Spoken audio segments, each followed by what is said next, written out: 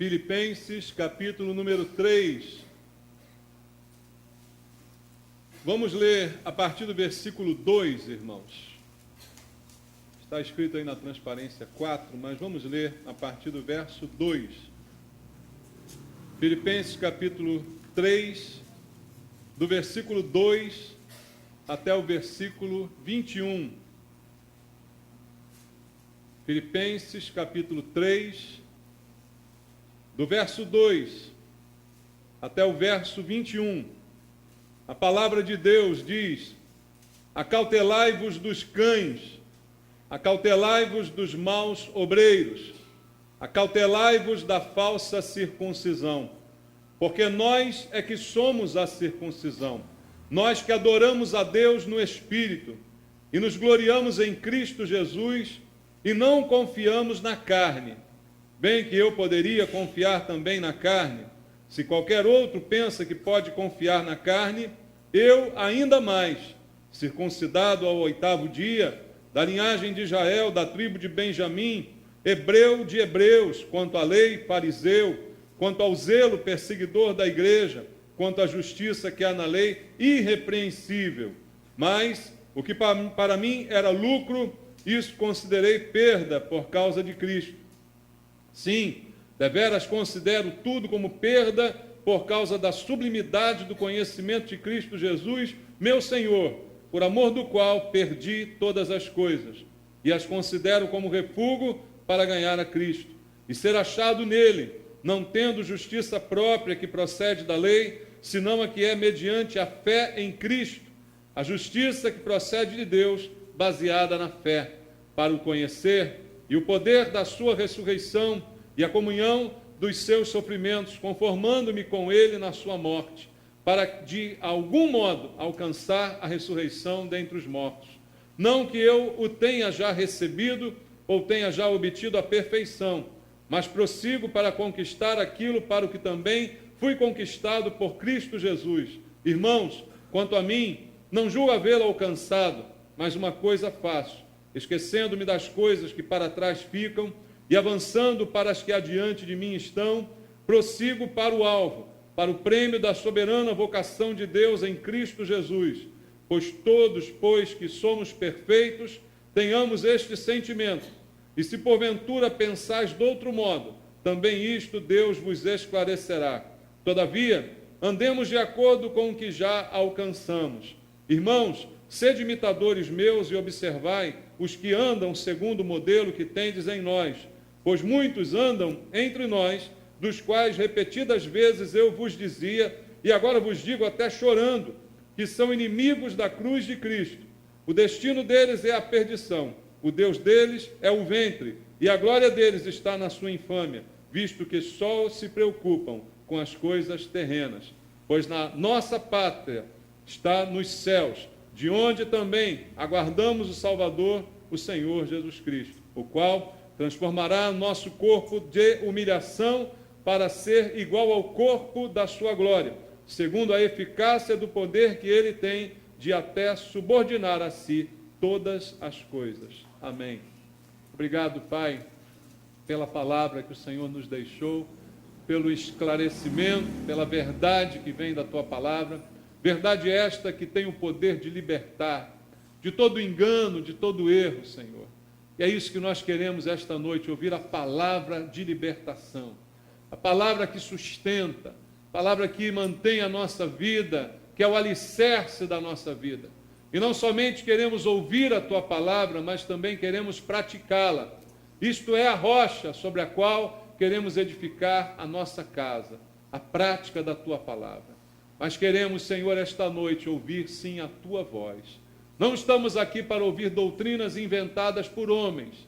O que queremos é ouvir a palavra de Deus. A palavra que sai da tua boca é aquela que nos alimenta, Senhor. E eu te peço, vem falar ao nosso coração.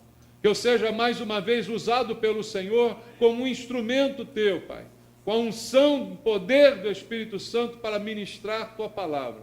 Usa-me, eu te peço, Pai, para que todos nós aqui sejamos alcançados pelas verdades da tua palavra. Oramos por isso em nome de Jesus. Amém. Pode sentar, irmão. Amados, nesse texto, mais uma vez, o apóstolo Paulo enfatiza a doutrina que vimos aqui no último domingo, a doutrina da justificação pela fé. Paulo enfatiza esta verdade mais uma vez. Ele batia muito nessa tecla. Por quê? Porque nós somos muitas vezes inclinados a confiar na própria carne, a confiar no nosso próprio desempenho, como cristãos, como pessoas, cidadãos, não importa. Confiamos muito em nós mesmos e muitas vezes nos estribamos naquilo que achamos que somos para querer ser alguma coisa diante de Deus. E Paulo de novo enfatiza que aquilo que nos faz alguma coisa diante de Deus é a fé. Por isso Deus diz, sem fé é impossível agradá-lo. A fé é o essencial, e não as obras, e não a carne, e não aquilo que produzimos com a nossa carne. Paulo enfatiza a inutilidade das obras da lei e reforça aqui a justificação pela fé e coloca isso como uma sã doutrina para a igreja, que todos devemos conhecer e praticar e viver de acordo com a fé. A Bíblia mesma diz, o meu justo viverá pela fé. E é nesta doutrina que Paulo está embasando aqui a palavra que ele trouxe à igreja, aos filipenses. Talvez muita gente não entenda o que é justificação pela fé e tenhamos uma ideia errada a respeito disso.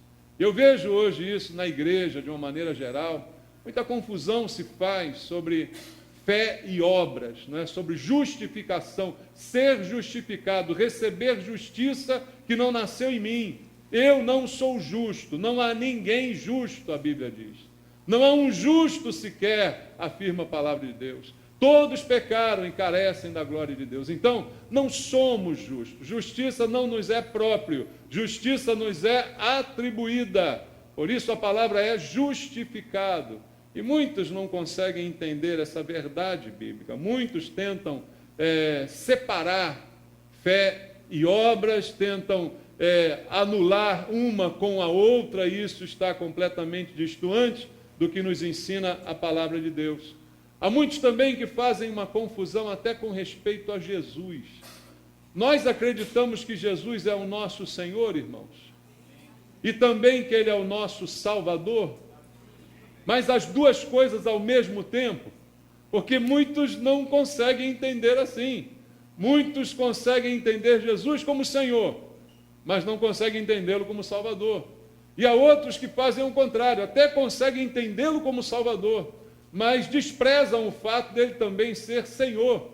E aí vem os problemas de interpretação, de doutrinas erradas, que nos conduzem a um comportamento inadequado em nossa vida. Então, eu tenho sim que crer nele como Senhor, e por causa disso, tê-lo como meu Salvador. Ele é Senhor e Ele é Salvador. E porque eu o reconheci como Senhor, Ele se tornou o meu Salvador. Coisas simples, mas que precisam ser bem entendidas pela igreja.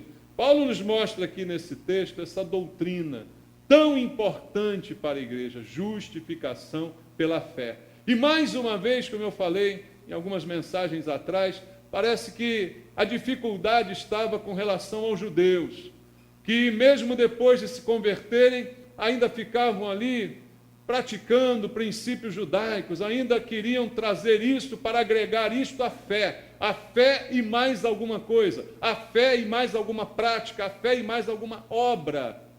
Mais uma vez, Paulo começa o texto no versículo 2 dizendo: acautelai-vos, isso quer dizer, tenha cuidado.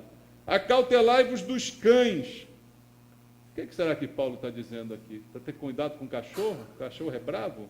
Será que é isso que ele está dizendo? A quem Paulo está chamando de cães? Aos cachorros? Esses cães aqui são pessoas. Dá para entender assim ou não? Ou você acha que é cachorro? Paulo está dizendo, cuidado com o cachorro. Não. Mas Paulo chamou a gente de cão? Chamou. E tem gente que é a personificação do cão mesmo, irmão. Tem ou não tem? Você conhece alguém? Que é assim? É o que Paulo está dizendo. E ele está dizendo, gente, tomem cuidado com os cães, com esse tipo de gente que é a personificação do inferno. Tome cuidado com eles. Aí ele diz, acautelai-vos, ele começa a definir os cães, dos maus obreiros. O que ele qualifica como cães são obreiros, são aqueles que estão obrando na obra de Deus, são pessoas que estão trabalhando a princípio para Deus. Ele diz, cuidado com esses cães, maus obreiros, acautelai-vos da falsa circuncisão. Aqui ele se refere diretamente a quem ele está se dirigindo. Judeus convertidos ao cristianismo que apresentavam uma falsa circuncisão. Traziam para dentro da igreja os costumes do judaísmo. E ele diz, porque nós, igreja, é que somos a circuncisão. Nós que adoramos a Deus no Espírito e nos gloriamos em Cristo Jesus e não confiamos na carne. Aqui está o tema do que Paulo vai dizer. Ele diz, a verdadeira circuncisão somos nós cristãos, que não estamos apoiados na carne, que não confiamos na nossa capacidade de guardar dias, de guardar costumes, de se abster de alimentos, não confiamos naquilo que fazemos com a carne, se somos capazes de jejuar não sei quantos dias, se somos capazes de fazer sacrifícios, não confiamos na carne. Nós é que somos a verdadeira circuncisão.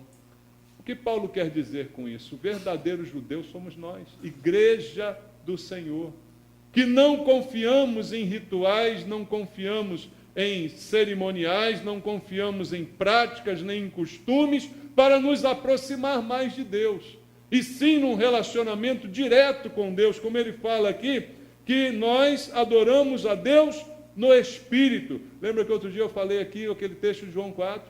Deus está procurando verdadeiros adoradores que o adorem em Espírito. Paulo diz, nós somos aqueles que o adoramos em espírito. Alguns outros o adoram com coisas, alguns o adoram com comportamentos, alguns o adoram com alguma coisa que fazem com a sua carne. Ele diz, nós não confiamos na carne. Amados, coitado daquele que confia na carne. Coitado daquele que confia na sua capacidade. Coitado daquele que confia na sua capacidade de não pecar, na sua capacidade de ser santo, na sua capacidade de ser melhor. Coitado daquele que confia na carne. Quando a Bíblia diz maldito é o homem que confia no homem, a palavra de Deus não está dizendo que você não deve confiar nas pessoas. Não é isso, não. Embora todo mundo use esse texto assim. O texto, o sentido do texto é maldito é o homem que confia em si mesmo. Faz do braço de carne a sua força. Maldito aquele que põe confiança na sua própria carne. E Paulo aqui está dizendo, nós não confiamos na carne. Por isso, nós somos a verdadeira circuncisão. E aí ele diz no verso 4, bem que eu poderia confiar também na carne. Aí ele começa a dar o seu testemunho pessoal. Ora, se é para confiar na carne, ninguém melhor do que eu para confiar nela. Por quê? Ele começa a dizer, por quê? Porque eu fiz tudo que era possível fazer para um judeu. Paulo quase que diz assim, eu fui um judeu exemplar. Eu fui o cara.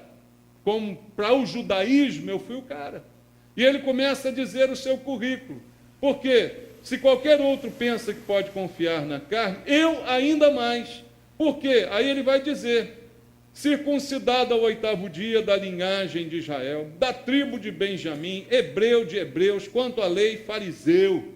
Ele era judeu da gema, não é? É o que ele está dizendo aqui. Ele estava dizendo, eu era fariseu da seita mais radical do judaísmo, daqueles que eram mais ascéticos, daqueles que eram mais metidos a santos, daqueles que achavam os outros inferiores a si mesmos.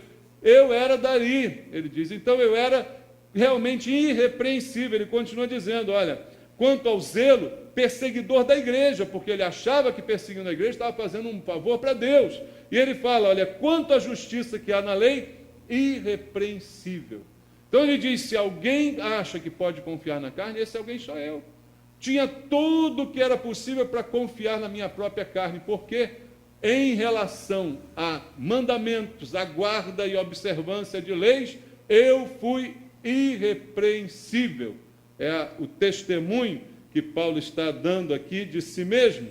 Mas no versículo 7, olha o que ele diz: mas o que para mim era lucro, isso considerei perda por causa de Cristo. O problema é esse, amados. Essa religiosidade, ela é de fato, como dizem alguns, o ópio do povo. É o entorpecente, que deixa a pessoa entorpecida. Quando ela começa a se achar muito boa, quando ela começa a se considerar mais do que convém, quando ela começa a se orgulhar de si mesma. Paulo diz: isso para mim era um lucro, eu me achava o máximo. Paulo devia se achar o máximo, porque ele era tudo isso, e é verdade o que ele disse aqui. Ele devia se achar o máximo: eu sou o melhor judeu, eu sou o melhor fariseu, eu mato cristão porque eu estou fazendo um favor para a minha religião, eu sou o melhor. O que ele achava lucro, ele diz no verso 7, isso considerei perda por causa de Cristo. Quando paramos de confiar na carne, percebemos quanto é inútil tudo aquilo que fizemos com essa confiança na carne. E ele diz: tudo isso agora eu considero como perda, pura perda de tempo, pura perda. Não, nada disso me aproveitou, nada disso valeu para nada. Veja, ele como judeu e depois como cristão, chegou a essa conclusão. Imagina nós aqui que já viemos de outras religiões, irmãos, que já viemos de outras práticas, e alguns aqui até foram bastante fervorosos, bastante dedicados, mais até do que são agora na igreja, né? Engraçado isso, né? O cara, quando era macumbeiro, não faltava uma batucada, né? Não é assim? Quando estava lá no atabaque, ele não perdia uma. Agora na igreja vem de vez em quando, aparece, né? É uma graça, né? Mas não era assim que funcionava? Éramos dedicados, como Paulo, mas ele disse: isso não valeu de nada. Isso para mim era lucro naquela época, mas na verdade isso não tem valor algum, isso não preenche, isso não acrescenta, isso não vale coisa alguma. Tudo aquilo que eu fiz com tanta dedicação não valia de nada. É o que ele está aqui afirmando para a gente. E aí, no verso 8, ele diz: sim, deveras considero tudo como perda por causa da sublimidade do conhecimento de Cristo Jesus, meu Senhor, por amor do qual perdi todas as coisas e as considero como refúgio para ganhar a Cristo. Ele conheceu algo muito mais sublime do que qualquer religiosidade. Ele conheceu algo muito mais valioso do que qualquer prática religiosa. Ele conheceu Jesus, seu Senhor, seu Salvador. Irmãos, como está faltando esse relacionamento na igreja, nós com o Senhor. Às vezes nós temos um relacionamento com a igreja como instituição, como serviço, como prestação de serviço, mas está faltando essa sublimidade desse conhecimento. E é por isso que ainda confiamos na carne, ainda nos achamos alguma coisa, ainda achamos que somos o melhor na nossa área de atuação. Por quê? Está faltando esse conhecimento, essa sublimidade. Porque o dia que você conhece aquilo que é o sublime, você considera todo o resto uma porcaria. E foi o que Paulo disse aqui com toda a propriedade. Eu, por amor de Cristo, perdi tudo, mas eu considero tudo aquilo que eu perdi como um refúgio, como um lixo, como um bagaço, como algo realmente para ser jogado fora. Não tenho a menor saudade daquilo que eu perdi. É o que Paulo está aqui afirmando, queridos. Então, à luz dessa graça que ele conheceu, tudo aquilo que ele fazia, praticava com tanto zelo. Ele diz: eu era zeloso, mas aquilo era completamente inútil diante da sublimidade que eu conhecia. Aquilo era simplesmente um lixo. E ele diz no verso 9: e ser achado nele. Aí o que ele diz? Olha a importância disso. Não tendo justiça própria. A justiça própria procede da lei, senão a que é mediante a fé em Cristo. A justiça que procede de Deus, baseada em quê? Na fé. A única justiça que nos é atribuída da parte de Deus vem baseada exclusivamente na fé, naquilo que cremos e não naquilo que fazemos. É claro, como eu disse aqui nas outras pregações, que o que eu faço acaba se tornando de acordo com o que eu creio. O que eu faço sempre estará de acordo com o que eu creio, mas não é o que eu faço que me justifica. O que eu creio é que me justifica. E Paulo deixa isso aqui muito claro, O que ele quer é ser achado nele, porque ele não tem justiça própria, mas sim aquela que vem de Cristo, vem da fé em Cristo. A justiça própria procede da lei, procede do desempenho que eu tenho. A justiça própria procede da minha autoimagem, daquilo que eu acho de mim mesmo, daquilo que eu me considero. E a gente usa aquela expressão, tem gente que se acha. Você se acha? Isso é um perigo enorme, irmãos. Se achar alguma coisa. O nome disso é justiça própria. Isso procede da lei. Isso procede de regras de comportamento que você faz para conseguir se tornar no teu modo de ver melhor. E Paulo diz, não, a minha procede de Deus. A minha justiça procede da fé em Cristo. É dele que procede a minha justiça. E aí, amados, em certos momentos, eu olho para a igreja e eu percebo, não só na nossa igreja, mas na igreja de uma maneira geral, que hoje os cristãos parece que estão se jogando para lados opostos, se dividindo para lados opostos. E a gente vê dois grupos aqui bastante evidentes, que disputam para saber quem agrada mais a Deus. É interessante isso. Como é que a gente pode pecar querendo agradar a Deus? Já parou para pensar? Como é que você pode pecar querendo fazer o melhor? Depende da tua motivação, é o que eu sempre falo. A motivação é que qualifica aquilo que fazemos e não simplesmente o que fazemos, mas o porquê eu faço. Se eu quero fazer o melhor para competir com o outro, se eu quero fazer o melhor só para mostrar que eu faço o melhor, já o que eu faço não tem mais nenhum valor. E o que temos visto hoje são pessoas que se dizem cristãs, competindo umas com as outras, para ver quem agrada mais a Deus. É bem próprio mesmo de irmãos, né? Casa que tem muitos irmãos é assim. Eles brigam entre si para ver quem agrada mais o papai e a mamãe. É ou não é? É o caso de alguém assim? Aqui não sei, não quero nem saber. Mas normalmente é assim, né? Muitos irmãos ficam disputando entre si, o pai fala uma coisa, o outro traz e tal, para ver quem tem mais ibope com o homem, né? Ou com a mãe. E muito isso tem acontecido na igreja, irmãos. Irmãos competindo entre si para ver quem agrada mais a Deus, e eu digo, nenhum dos dois agrada. Competem e por nada. E disputam muitas vezes, e a gente coloca então em dois polos distintos. Alguns querendo fazer coisas para agradar a Deus, ou deixar de fazer coisas para agradar a Deus, se abster de coisas, guardar rudimentos, guardar normas para agradar a Deus. Em oposição, um outro grupo que eu chamo de turma do nada a ver. Você conhece a turma do nada a ver? É a turma que acha que nada tem nada a ver, né? Então você tem alguns radicais demais de um lado, defendendo uma série de comportamentos que devem ser observados para que você então agrade a Deus, e em oposição uma outra turma do outro lado que não quer saber de nada. E tudo para eles não tem nada a ver. Já viu isso?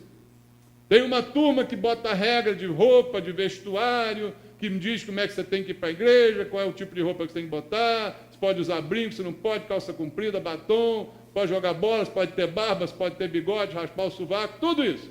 Não é assim? Coloca tudo isso enjaulado. E o outro lado, uma turma que não tem nada a ver, posso fazer qualquer coisa, posso vir pelado para a igreja, aquela coisa. Né? Não é assim, irmãos? Eu estou exagerando, mas eu tenho visto essas turmas atuando por aí. Né? Onde está o equilíbrio? Aonde está o centro disso aqui, né? Isso é muito, muito, muito perigoso. Porque um grupo acha que está agradando a Deus e o outro também, né? Esse é o grande perigo do negócio. Porque cada um acha que está agradando mais a Deus na sua maneira de ser e no seu tipo de comportamento. E eu falei sobre isso aqui algumas mensagens atrás. Mas a justificação pela fé que é dada por Deus, é única que nos faz conhecer, de fato, o poder de Deus. Não é o que eu faço ou o que eu deixo de fazer, mas também não é a minha total irresponsabilidade quanto a todas as coisas. Deus tem princípios, e eu preciso conhecê-los, Mas eu, primeiro, antes de conhecer sequer os princípios de Deus, eu tenho que primeiro ter fé nele. Porque se eu não tiver fé, eu posso fazer qualquer coisa e nada disso acrescentará coisa nenhuma à minha vida. Primeiro princípio é acreditar em Deus. Por isso a Bíblia diz que é necessário que aquele que se aproxima de Deus creia que ele existe. Eu sempre pensei nesse versículo como alguma coisa óbvia, né? É necessário que aquele que se aproxima de Deus creia que ele existe. Por que Deus coloca uma coisa tão óbvia assim? Porque tem muita gente que se aproxima de Deus e nem por isso crê que ele existe. Crê num Deus esquisito, num Deus que ela mesma inventou, num patuá dela. Não é? E a Bíblia diz que não. Você tem que crer que ele existe e que ele é galardoador daqueles que o buscam. E ter com ele um relacionamento baseado na fé. Como vimos aqui algumas mensagens atrás, é a fé o principal componente do nosso relacionamento com Deus. Leia comigo o verso 10 de Colossenses 3 e o 11. Para o conhecer e o poder da sua ressurreição e a comunhão dos seus sofrimentos, conformando-me com ele na sua morte, para de algum modo alcançar a ressurreição dentre os mortos. Quando Paulo diz no verso 9 que quer ser achado nele, não tendo justiça própria, mas sim a que procede da lei, mas sim a que é mediante a fé em Cristo, ele emenda no versículo 10 e diz que essa fé em Cristo é que vai fazê-lo conhecer o poder da sua ressurreição. É a fé que nos faz conhecer esse poder. O poder de nos transformar de pecadores em santos. Só Deus tem esse poder. Concorda comigo? Quem transforma a vida da gente? É uma pergunta que parece simples, mas que muitos confundem a resposta. Quando você se converteu, já começa errada a frase. Eu me converti. Se converteu uma pinóia. Foi Deus que te converteu. Foi o Espírito Santo que te converteu. Então você não se converteu. Eu quando me converti, eu mudei. Não, quem te mudou foi Deus. Quem te mudou foi o Espírito Santo, que batucou na tua cabeça dia e noite que a mudança de Deus tinha acontecido na tua vida. Que te convenceu do pecado, da justiça e do juízo. Que inspira o teu coração a deixar de fazer o que é ruim. É Deus que opera essa mudança. Não sou eu, com a minha força, com a minha carne, que consigo me abster de algumas coisas para me tornar melhor. É Deus que opera em mim, tanto o querer quanto o efetuar. Está na Bíblia isso? Você crê? É Deus que opera em nós, tanto o querer quanto o efetuar. Não sou eu que quero, não sou eu que faço, não sou eu que me controlo. É Deus que me controla. Mas para isso eu tenho que ter fé em Deus. E é o relacionamento de fé em Deus que Paulo diz, me faz conhecer o poder da ressurreição. De sair da morte para a vida. Porque antes de Cristo estávamos mortos nos delitos e pecados. E como é que você ressuscitou? Eu ressuscitei porque eu criei em Jesus. Até a fé que você tem foi Deus que te deu. A Bíblia diz, Jesus é o autor e consumador da fé. Então nem na conversão você tem mérito nenhum. Foi Deus que fez. Você estava morto, querido. Morto em delitos e pecados. Ele te ressuscitou. O poder da ressurreição que agiu sobre Jesus, agiu sobre você. Porque você creu. A única coisa que você fez foi crer no Evangelho que te foi anunciado. Você creu e ao crer foi justificado. E ao crer foi abençoado com o poder da ressurreição para te tirar da morte, te trazer para a vida. E esse poder ainda age sobre nós para nos santificar. Essa é a doutrina da justificação pela fé, não por obras, não por práticas de obras, para que alguém possa se gloriar daquilo que está fazendo. Deus não deixa espaço para glória alguma para o homem. Toda a glória pertence a Deus, e Ele não divide a sua glória com ninguém.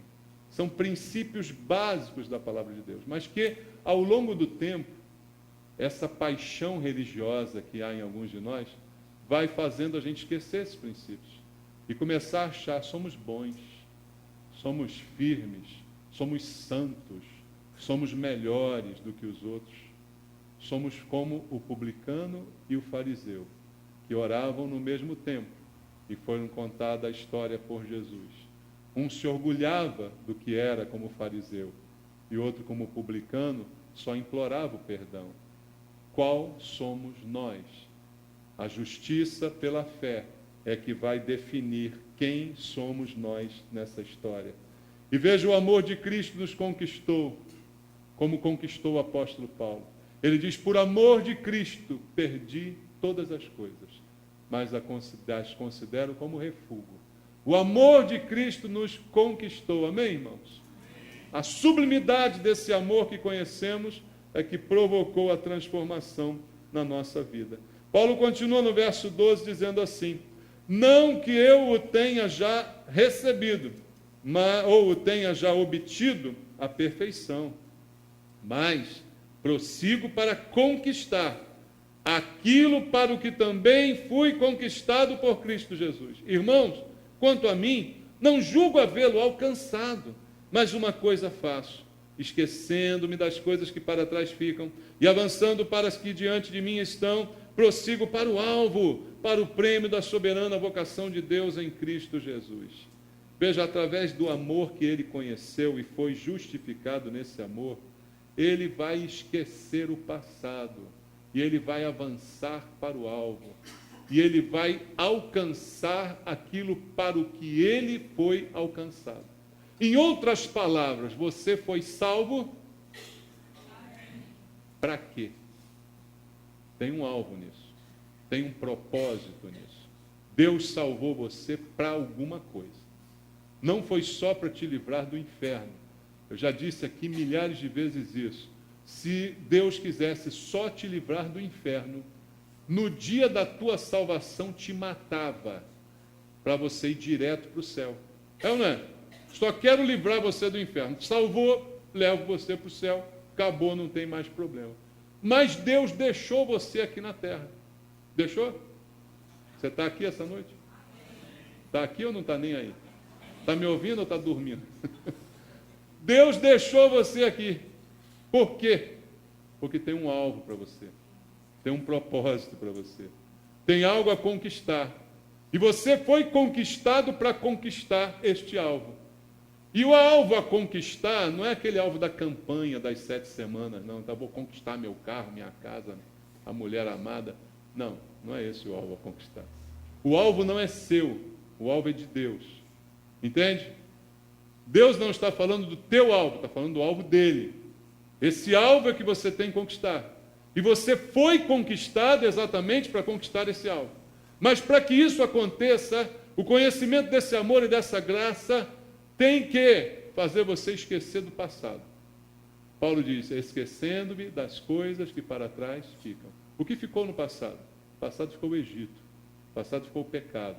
No passado ficou aquele homem morto que você era. No passado ficou aquela vida sem vida. E você tem que esquecer isso para avançar para o alvo que é de Deus. E conquistar aquilo para o que você também foi conquistado. Por que Deus não me matou depois que me salvou? Porque tem um alvo para a minha vida. E eu prossigo para o alvo, para o prêmio da soberana vocação de Deus em Cristo. Vocação, chamado. Há uma soberana vocação, um chamado soberano sobre a sua vida. Você não foi chamado só para a salvação. Jesus não é só Salvador, Ele é também Senhor. E você agora tem que viver debaixo do seu senhorio para alcançar a razão da qual Ele salvou e chamou você. Mas para isso o passado tem que ficar para trás. E juntamente com o passado, qualquer tentativa de confiar na carne tem que ser abolida para que você possa viver como Deus quer que você viva. E Paulo, quando fala disso, ele prossegue no verso 15, dizendo assim: todos, que somos perfeitos. Você leu aí? Perfeitos. Interessante que antes, no verso 12, ele diz assim: não que eu já tenha recebido ou tenha já obtido a perfeição. Mas aqui no verso 15 ele diz: todos que somos perfeitos, tenhamos este sentimento. E se porventura pensais de outro modo, também isto Deus vos esclarecerá. Todavia andemos de acordo com o que já alcançamos, Irmãos, sede imitadores meus e observai os que andam segundo o modelo que tendes em nós. Paulo está propondo aqui um caminho de perfeição. E ele, quando se diz perfeito, é claro, é óbvio, que ele não está falando dessa perfeição total, porque logo nos versículos anteriores ele diz, eu não julgo que alcancei. Mas ele está falando de um padrão que ele já considera nós estamos por causa da nossa fé. É pela fé que você é perfeito. Amém? Pela fé você é perfeito. Sabe por que Deus salvou você? Pela fé você é perfeito, porque Ele tirou você daquela lama, daquela morte e salvou você pela fé. E pela fé você já é perfeito. Mas o que ele está afirmando para nós aqui nesse texto é que esta perfeição é a maturidade espiritual que todos nós temos que alcançar. Esse alcance da qual ele falou é essa maturidade. Para isso você foi alcançado, para alcançar essa maturidade. Buscar em Deus essa vida excelente que Ele veio nos dar. Jesus não disse, eu vim para que tenham vida e a tenham em abundância. Essa vida abundância, essa vida excelente. Uma vida boa, que vale a pena ser vivida. Não estou falando de dinheiro, estou falando de qualidade de existência. Isso, amados, é a perfeição da qual Paulo está aqui falando. Tenhamos este sentimento, é o que ele diz. Andemos de acordo com o que já alcançamos. Tenha este sentimento, ele está falando de fé, não de obras, de justiça de Deus sobre a tua vida, daquilo que Deus fez em você ao te alcançar, do poder da ressurreição na tua vida. É sobre isso que Paulo está falando aqui. E ele tinha completa convicção daquilo que ele estava dizendo, não tinha dúvida no seu coração. Ele tinha a convicção perfeita do que ele estava afirmando. Amados, este é o entendimento perfeito que Deus deseja que a gente tenha sobre a justificação pela fé. Entender isso é de fundamental importância. Todos que não entendem isso têm com Deus um relacionamento marcado por alguma doença. O relacionamento é adoecido de alguma maneira. Não só na igreja evangélica, como em outras religiões. Relacionamentos adoecidos com Deus. Quem crê num Deus impessoal, faz sacrifícios para esse Deus, dança em volta de uma fogueira para esse Deus, tudo em prol de buscar ou ter um favor ou um benefício especial. Quem crê num ídolo, alimenta o ídolo, bota comidinha para o ídolo, bota luzinha para o ídolo, bota pipoca, galinha, farofa, tudo para o ídolo. Não é? Visando que o ídolo lhe dê alguma coisa em troca. Relacionamentos adoecidos. Igreja evangélica. Toda a igreja evangélica tem um relacionamento sadio com Deus? O que você acha? Não. Ah, mas a gente não bota galinha, farofa. Não bota, mas bota envelope. Bota campanha. Bota não sei quantos dias de jejum e oração.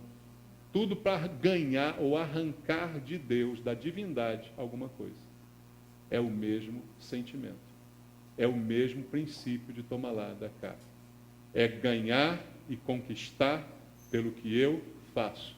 É confiar na carne para obter alguma coisa. Não é por fé. É como que Deus fosse obrigado, como alguns até dizem isso. Deus é obrigado a me atender. Porque a palavra dele diz, ele tem que fazer, porque ele vela pela palavra. Não é esse o relacionamento que muitos têm com Deus? Eu não sei qual é a Bíblia, mas a minha Bíblia fala disso aqui que a gente está lendo. Você está lendo junto comigo? Eu estou inventando alguma coisa, está escrito aí. É o que a Bíblia está dizendo. Não confio na carne. A verdadeira circuncisão é confiar em Jesus de todo o coração. E Paulo termina o seu texto, a partir do versículo 18, trazendo uma realidade triste, como foi o início. Quando ele diz, acautelai-vos dos cães, dos maus obreiros, da falsa circuncisão, ele está trazendo um alerta. E aonde estão os cães, aonde estão os falsos obreiros, aonde está a falsa circuncisão, irmãos? Está no mundo? Está onde? Na igreja. Ou seja, ele está dizendo, tenha cuidado dentro da igreja. Tem cão na igreja. Não late, mas morre. Alguns até estão latindo, né? Já tem um grupo de cristãos aí latindo, rugindo como leão, engatinhando, fazendo tudo que pode, né? Mas o cão perigoso é aquele que não late. Não é o que diz? E tem cão dentro da igreja, é o que Paulo está dizendo. E aí ele vai dizer no versículo 18 e no versículo 19 o seguinte: pois muitos andam aonde? Entre quem, irmãos? Entre nós, no nosso meio, dos quais repetidas vezes eu vos dizia, e agora vos digo, até chorando, que são inimigos da cruz de Cristo. O destino deles é a perdição, o Deus deles é o ventre, e a glória deles está na sua infâmia, visto que só se preocupam com as coisas terrenas. Quem são os cães que Paulo fala aqui? Quem são os inimigos da cruz de Cristo? Veja, ele não diz apenas inimigos de Cristo, ele diz inimigos da cruz. E aonde estão esses? Eu posso dizer então, na igreja, ou nas igrejas evangélicas, estão alguns que Paulo considera como inimigos da cruz de Cristo. Por que da cruz? Porque nem suportam ouvir a palavra cruz. Nem gostam que a gente tenha uma cruz na igreja. Porque abominam a ideia de cruz. O evangelho deles é sem cruz. É o evangelho do bem-estar. É o evangelho do toma lá, dá cá. O evangelho do conquisto para receber, tomo posse, declaro, determino. Esse é o evangelho. E Paulo diz, são inimigos da cruz de Cristo. Aí a gente fica com um problema. Se são inimigos da cruz de Cristo, são meus amigos ou são meus inimigos? Ou sou neutro em relação a eles? Fala para mim. O inimigo de Cristo, você é amigo dele? Você é inimigo dele? Ou você é neutro porque você é crente e não tem raiva de ninguém? Responde para mim, irmão. É inimigo. Se é inimigo de Deus, é meu inimigo. Eu não tenho direito de ser neutro em relação a ele. Não tenho direito de ser neutro. Se de Deus é inimigo, tem que ser inimigo meu. E Paulo está dizendo que são inimigos da cruz de Cristo. E por quê? Que mal eles fizeram tão grande assim? Por que abominam a cruz? O destino deles é a perdição, o Deus deles é o ventre. Tem gente que está com o rei na barriga, né? É o ditado. Esses estão com Deus na barriga. O Deus deles é o ventre. Só se preocupam com as coisas terrenas. A glória deles está na sua infâmia, visto que só se preocupam com as coisas terrenas. Qual é o grande erro dos inimigos da cruz de Cristo? Qual a grande heresia? Qual o grande pecado que eles cometeram? Para serem inimigos, a preocupação deles é só com esta terra. Irmãos, se nós formos fazer aqui uma limpeza nas igrejas e tirar todo mundo que só se preocupa com as coisas da terra, quantas pessoas vão ficar na igreja? Pensa comigo. Quanta gente só vai à igreja porque está a fim de se dar bem na terra? Será que tem alguns aqui? Só veio aqui essa noite porque fez uma promessa? Eu vou lá, Senhor, mas o Senhor tem que me dar aquilo que eu estou querendo. Eu vou fazer o sacrifício de 7 quartas-feiras, ouvir pastor Maurício, que eu já não aguento mais pela tampa. Mas eu vou, para o Senhor me dar o que eu quero. Qual o nome disso? Preocupação terrena. Só se preocupam com as coisas terrenas. Eu vou à igreja, eu canto louvor, eu trabalho para a igreja, eu me meto nos ministérios, porque eu só me preocupo com as coisas terrenas. Não é porque eu estou querendo ver Deus exaltado, eu estou preocupado com o que eu vou ganhar com isso. Só me preocupo com as coisas terrenas. Então, este é o inimigo da cruz de Cristo, segundo Paulo diz, e ele está entre nós. O inimigo está no nosso meio. Alien, o 8º passageiro. O inimigo está entre nós. Isso é grave, isso é sério, mas Paulo está nos alertando.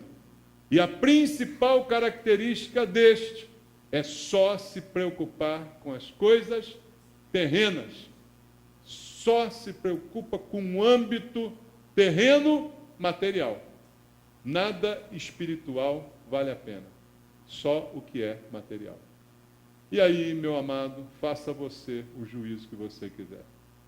Mas analise sobre o que você ouviu aqui. Qual a razão de algumas igrejas existirem? Qual a razão de alguns pastores pregarem? Qual a razão de alguns crentes se reunirem em determinados lugares? Será que são só as coisas terrenas que estão buscando? Tudo que é ensinado a eles é para melhorar financeiramente, para melhorar na saúde, terreno, saúde, financeiro, felicidade, bem-estar. Estes são os inimigos da cruz de Cristo.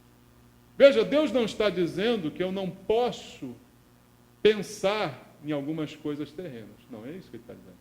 O que Ele está dizendo é que eles só se preocupam com as coisas terrenas. Só pensam nisso. Porque todo mundo aqui tem que ser honesto. Você pensa no como você vai pagar suas contas, você pensa em melhorar a sua vida, você pensa em trabalhar, estudar, se especializar, arrumar um emprego melhor, conseguir ganhar um pouco mais, conseguir comprar a casa que você gostaria de morar, a sua casa própria. Isso é normal. Agora, a única preocupação da tua vida é isso. Aí você é o inimigo da cruz de Cristo. Você só pensa nisso, aí você é o inimigo da cruz de Cristo. Porque Paulo deixou tudo isso por amor de Cristo, como ele mesmo disse. Então, os verdadeiros servos de Deus, Paulo vai defini-los agora, nos últimos versículos. Verdadeiros servos de Deus, versículo 20. Pois a nossa pátria está onde? Nos céus. De onde também aguardamos o Salvador, o Senhor Jesus Cristo, o qual transformará o nosso corpo de humilhação para ser igual ao corpo da sua glória, segundo a eficácia do poder que ele tem de até subordinar a si todas as coisas. A nossa pátria está onde? No céu. Você é cidadão do céu. Jesus nos ensinou, não ajuntem tesouro sobre a terra. Aonde está o teu tesouro, aí está o teu coração. O que ele recomendou? Ajunte tesouros lá no céu. Vê se nessas igrejas tem alguma campanha. Vamos fazer uma campanha para juntar tesouro no céu. Tem? Vamos fazer uma campanha para a gente ficar mais santo. Não, não tem. A campanha é para aqui e agora. Meu amado, o que Deus está nos falando? Justificação pela fé, a doutrina de Deus. Não sou eu que conquisto, não sou eu que confio na carne, mas eu confio em Deus. E o Deus em quem eu confio é o que Paulo fala no verso 21. Transformará o nosso corpo de humilhação para ser igual ao corpo da sua glória. Nós estamos num corpo de humilhação. Será que nós lembramos disso? Esse corpinho que a gente malha na academia é um corpo de humilhação. Sabia disso? Não, é o meu não, pastor, que é isso? Gastei já muito no cirurgião plástico. O meu não, olha a quantidade de botox, não. É um corpinho de humilhação. Sabe por quê? É a humilhação dessa terra. Nem se compara com a glória que há de vir. Você não vai para o céu nesse corpo. Sabia disso? Ao pó ele tornará. Você vai para o céu em espírito. E num corpo glorificado o Senhor te levará quando do arrebatamento da igreja. Então este da humilhação não se compara ao da glorificação. Mas é nesse Deus que pode todas as coisas que a gente crê, confia, espera e vive. Vive pela fé. Pela fé no Deus que, como diz Paulo, terminando o texto, segundo a eficácia do poder que ele tem, até de subordinar a si todas as coisas. Todas as coisas estão subordinadas a Cristo, inclusive eu e você. É para Ele que a gente vive. E é com a fé que a gente vive. Amém? Não confie na carne. Só na fé em Cristo. Nele, no poder dele. Para a transformação da tua vida. Para você viver de uma maneira que vale a pena. Não pense só no que é da terra. A terra vai passar, gente. Você vai passar, mas Deus vai permanecer e a palavra também vai permanecer. Vamos louvar o Senhor em nome de Jesus.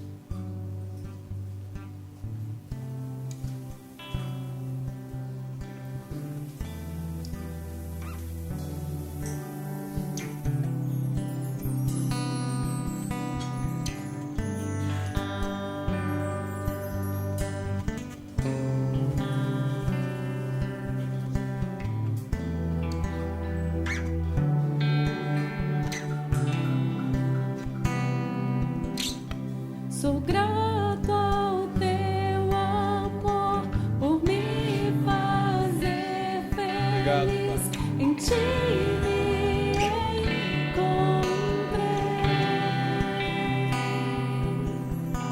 Meus dias viverei nos teus braços de amor, provando o teu querer. O amor que tu tens por mim. Obrigado, Jesus. Estou certo que não morrerá. Os meus sonhos que estão em ti serão reais.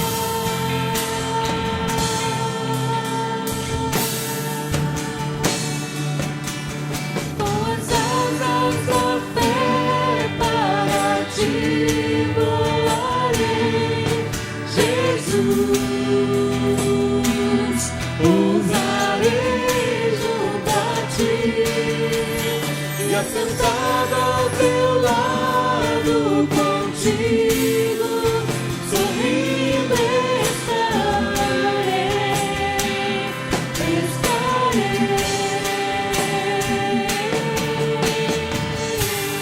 Vamos falar com Deus agora. Faz uma oração junto comigo. Pede a Deus que nesse momento a palavra da verdade seja revelada ao teu coração. Que você entenda a justificação pela fé. Que você entenda que não pode confiar na carne, em desempenho humano. Que você entenda que você depende do Senhor e que a tua vida é para Ele. E que Ele te salvou por um objetivo, por um propósito. E que você possa alcançar aquilo para o qual você foi alcançado. Mas peça a Deus, Ele não deixe você se preocupar apenas com as coisas desse mundo, mas sim com as coisas espirituais. Fala com Deus agora e peça ao Senhor: Pai, tira dos nossos corações todo mundanismo, Senhor. Tira dos nossos corações toda fixação pelas coisas desse mundo, Pai. Pai, as coisas do mundo podem ser usadas, as coisas do mundo podem fazer parte, mas elas não podem ser o propósito da nossa vida. Deus, em nome de Jesus, nos ensina a viver pela fé. O meu justo viverá pela fé. O teu justo é aquele a quem o Senhor justificou, aquele a quem o Senhor não atribui pecado, aquele a quem o Senhor atribuiu justiça. Justificados, pois, mediante a fé, temos paz com Deus. Obrigado, Senhor, pela paz que o Senhor nos dá, pela paz que não depende de guardas de mandamentos, de procedimentos, mas pela paz que vem da certeza da salvação, a paz que vem da certeza do poder da Tua graça, da Tua ressurreição, que operou e continua operando em nós, para que façamos a Tua vontade. Realize em nós, ó Deus, o Teu querer e o efetuar. Queremos ser instrumentos em Tuas mãos, Senhor, instrumentos para sermos usados pelo Senhor. Levanta aqui uma igreja de verdade, Pai, uma igreja de quem Te adora em verdade, uma igreja que seja também espiritual, Pai. Em nome de Jesus, eu Te peço, abençoa meus irmãos, abençoa com a palavra, com a verdade, livra do erro, livra do engano, Pai, em nome de Jesus. Que Deus Te abençoe. Louva comigo de novo. Só do Senhor, da Tua proteção, e vivo bem assim.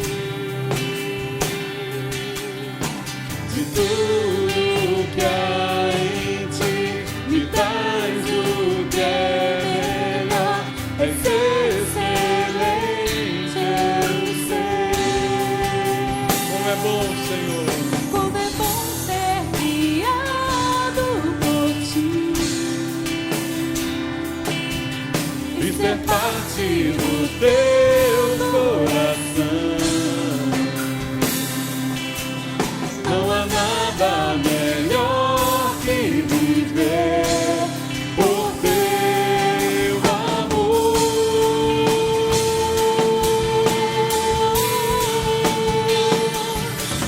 Com as asas da fé para ti voarei, Jesus.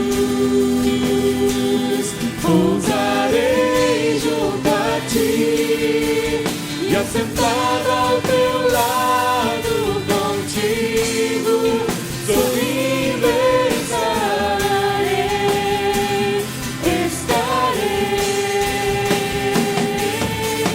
Com as asas da fé para ti voarei, Jesus.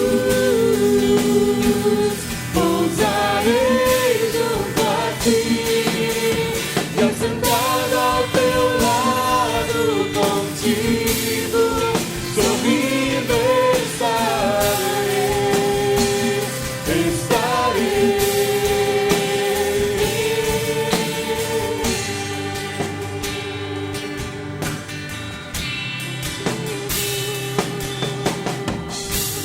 Contigo estarei, contigo sempre estarei,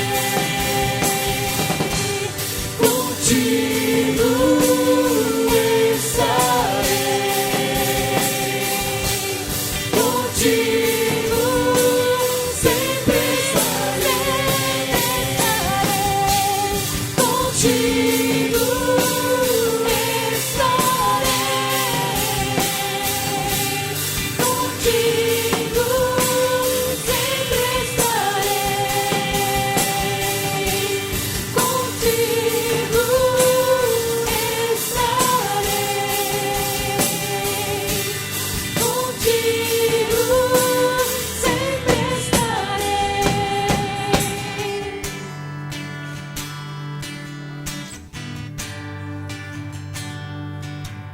Com as asas da fé para ti voarei, Jesus.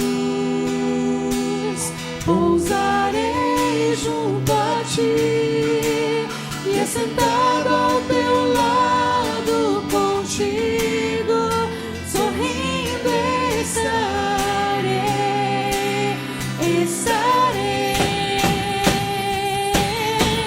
Com as asas da fé para ti voarei, Jesus. Pousarei junto a ti e assentado ao teu lado contigo, sorrindo estarei.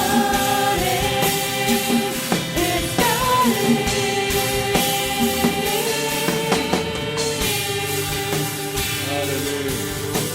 Obrigado, Senhor. Aleluia.